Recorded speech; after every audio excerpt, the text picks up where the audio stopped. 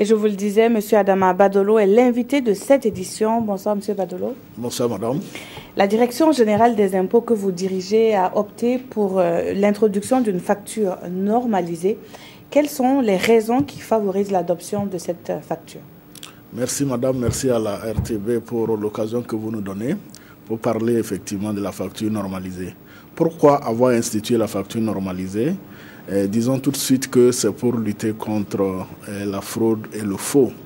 Vous n'êtes pas sans savoir que dans notre pays, comme dans beaucoup de pays africains, il y a un certain nombre d'acteurs économiques qui falsifient des documents ou parfois qui vendent sans délivrer des factures ou des factures en bonne et due forme.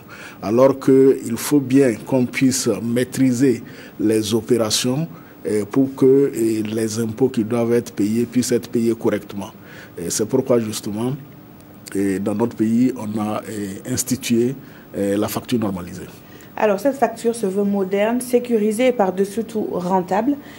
Déjà, pour la sécurité, quelles sont les caractéristiques de la facture normalisée?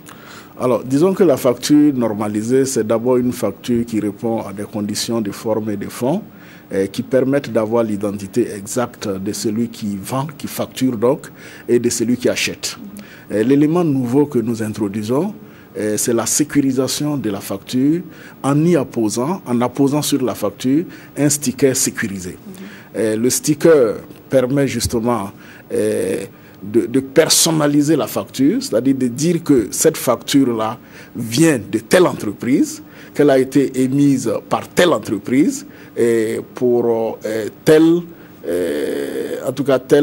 personne qui a fait l'achat. Voilà.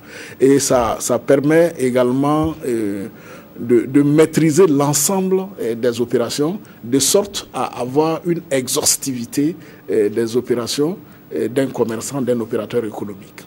Et en chiffres, quels sont les avantages liés pour le Burkina, donc liés à cette facture? Alors, disons que d'abord la facture normalisée va nous permettre de maîtriser mieux la TVA.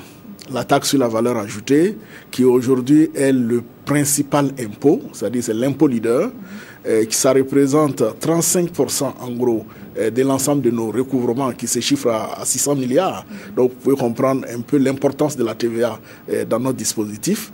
Nous nous sommes rendus compte que malheureusement, il y a beaucoup de personnes qui facturent la TVA mais qui ne la reversent pas, qui collectent la TVA et qui ne la reversent pas. Donc, en introduisant la facture normalisée, nous pensons justement pouvoir maîtriser cela. Maintenant, en termes de chiffres, combien ça va faire, c'est difficile à estimer au début justement de cette opération, mais on pense qu'à moyen terme, on devrait pouvoir doubler la TVA que nous collectons auprès des moyennes entreprises au moins.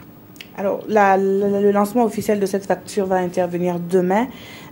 Qui va-t-elle concerner dans un premier temps et à quelle échéance? Alors, nous allons instituer la facture là de façon progressive. Donc, cette première phase va concerner les grandes et les moyennes entreprises sur l'ensemble du territoire, c'est-à-dire celles qui réalisent un chiffre d'affaires hors taxe supérieur ou égal à 50 millions de francs CFA par an.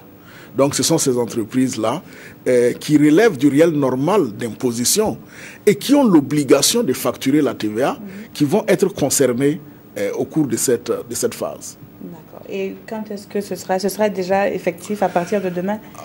Et c'est déjà effectif. Nous avons vendu nos premiers stickers aujourd'hui. À partir donc, depuis cette date aujourd'hui 20, les factures sont disponibles. Et à partir donc du 1er mars, nous allons les rendre obligatoires.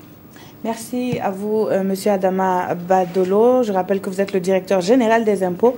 Vous étiez avec nous sur ce plateau pour parler de la facture normalisée dont le lancement officiel interviendra demain à Ouagadougou. Merci beaucoup. Et nous poursuivons.